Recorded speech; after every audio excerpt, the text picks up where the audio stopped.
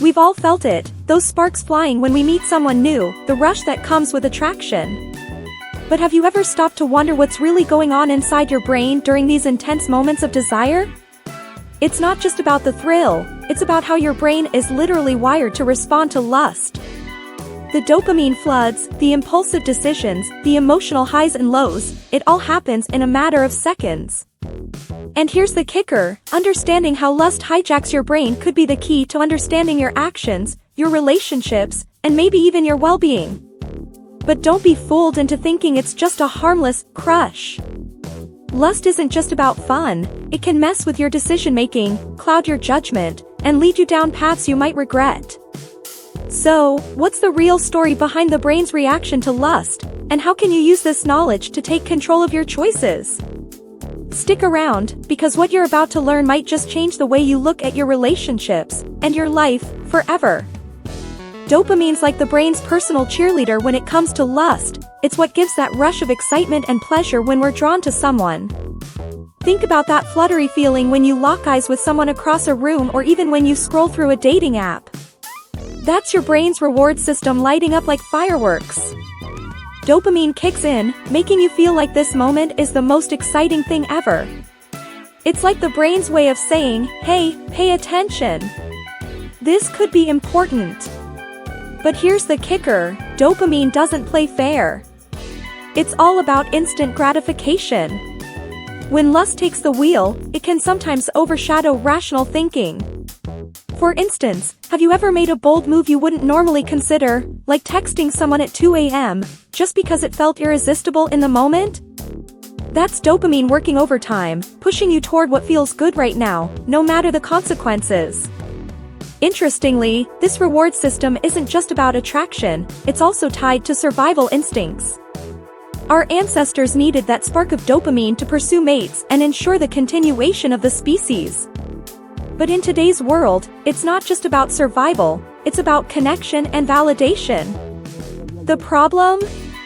This chemical high can make us chase fleeting pleasure, mistaking it for something deeper or more meaningful. And here's where it gets really fascinating, dopamine isn't just about the thrill of the chase, it's about anticipation. The brain gets just as excited imagining the possibilities as it does when the moment actually happens. Ever feel more exhilarated planning a date than actually being on it? Yeah, that's dopamine setting the stage. But here's the thing, what happens when that initial spark starts influencing how we make decisions? When lust takes over, your decision-making can go completely off the rails. It's like handing your brain's steering wheel to a sugar-rush teenager, it's impulsive, exciting, but definitely not the most reliable.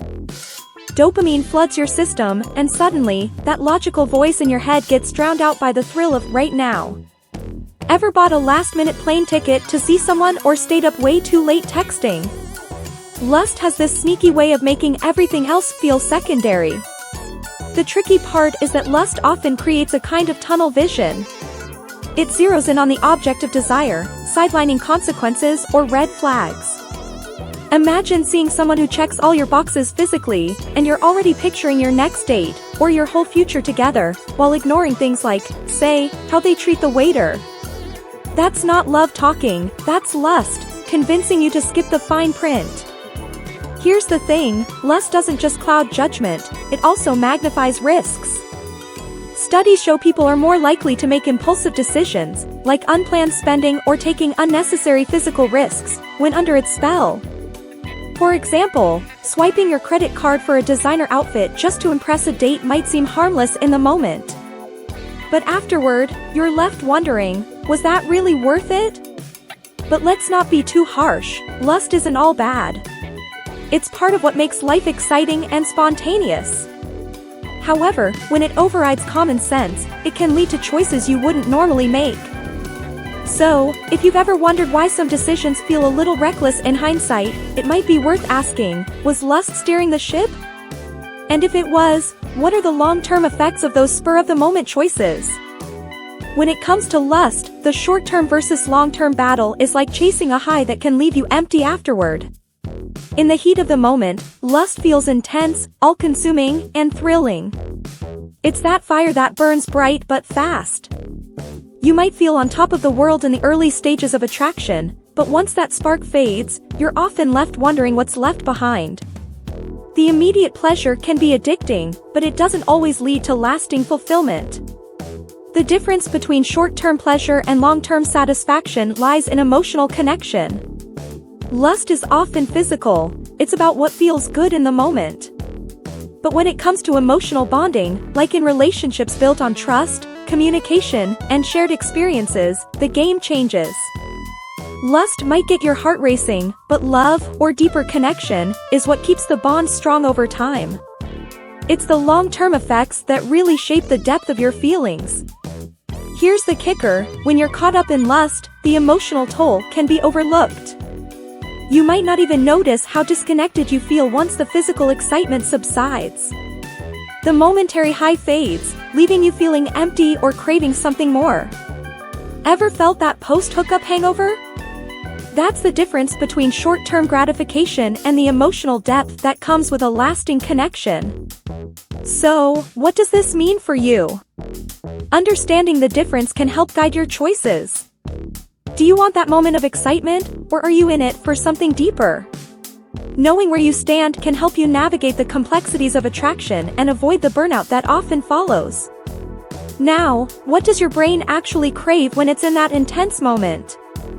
When attraction hits, it's not just butterflies in your stomach, it's your brain lighting up like a Christmas tree. The neurobiology behind attraction is all about how certain areas of your brain are triggered when you're drawn to someone. First up is the ventral tegmental area, VTA, which is part of the reward system. This is where the dopamine rush happens, pushing you to focus on that person and see them as desirable. It's almost like the brain is saying, "This is it, this is what we've been waiting for." But attraction isn't just about dopamine. The brain's caudate nucleus gets involved, which is linked to feelings of motivation and goal setting. So, when you're attracted to someone, your brain starts forming a kind of mental roadmap, helping you plan ways to get closer. It's the same area activated when you're working toward achieving something big, like training for a race or hitting a career goal. Attraction, in a way, becomes a goal in itself. Then, there's the amygdala, the part of your brain that processes emotions. It's also involved in attraction, especially when emotions are running high. The amygdala helps you read the emotional signals of another person, their body language, tone of voice, facial expressions. This is where that gut feeling comes from. Ever felt a strong emotional connection just by being around someone? That's the amygdala at work, helping your brain gauge whether you feel safe or drawn to them. Attraction also taps into the prefrontal cortex, the area that's responsible for decision-making and impulse control. Here's where things can get tricky. While the VTA makes you crave the feeling of attraction, the prefrontal cortex is supposed to step in and keep you grounded. But when lust takes over, the prefrontal cortex can be overridden, leading to impulsive actions. So, while the brain is having a party in all these regions, the question is, how much of that is under your control? Now that you've got a deeper understanding of how lust affects your brain, it's time to ask yourself, how can you use this knowledge to make better decisions in your life? Are you letting those dopamine-driven moments cloud your judgment, or are you stepping back and considering the bigger picture? Lust may feel exciting in the moment, but real connection takes time, understanding, and emotional depth. So, the next time you're caught up in that rush, take a second to pause. Is it just lust, or is there something deeper you're after? The choice is yours, and understanding your brain's reaction could be the game changer you need to create healthier, more meaningful connections. If you found this insight helpful, make sure to subscribe to the channel and hit the notification bell so you never miss out on more mind-blowing content like this. Let's continue exploring the science behind your choices, because the more you know, the better your decisions become. Are you ready to take control of your brain's chemistry?